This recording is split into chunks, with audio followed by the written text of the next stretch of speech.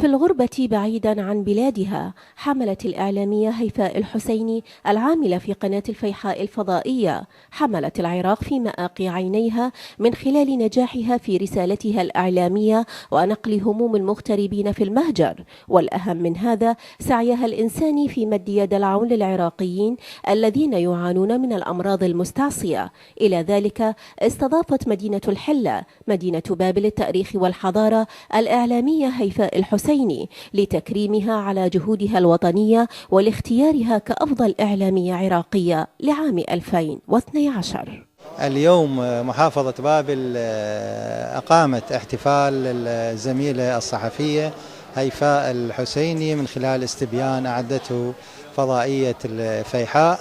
هذا الاستبيان أكد دور المرأة الريادي في القيام بعمل كبير، خاصة نعرف أن العمل الصحفي دائما تشوبه العديد من معوقات العمل، وهذا الأمر يكون أكثر صعوبة أمام المرأة، ولكن نجد أن المرأة العراقية استطاعت من خلال ارتكازها على الإرث الحضاري للمرأة العراقية قبل الإسلام وبعده.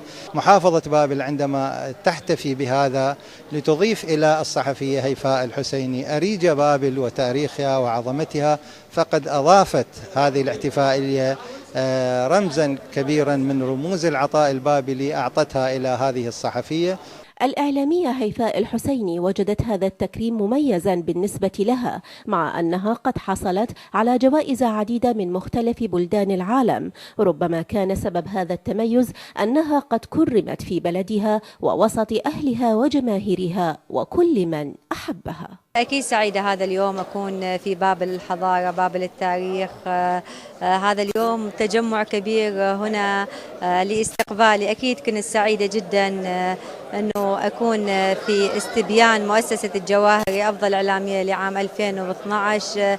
سعيدة جدا أنه يجي التكريم من أرض بابل، هذه الأرض اللي إلها معاني كبيرة وكثيرة بالتاريخ والحضارة. أكيد سعيدة هذا اليوم، وأكيد هذا وسام ينطيني حافز أكبر للإبداع والتقدم. رغم غربتها وبعدها عن البلاد، استطاعت هيفاء الحسيني أن تحقق نجاحا كبيرا ليس فقط على الصعيد الإعلامي وإنما على الجانب الإنساني الذي أخذ حيزا كبيرا من اهتمامها. نبأ القاضي، محافظة بابل الفيحاء.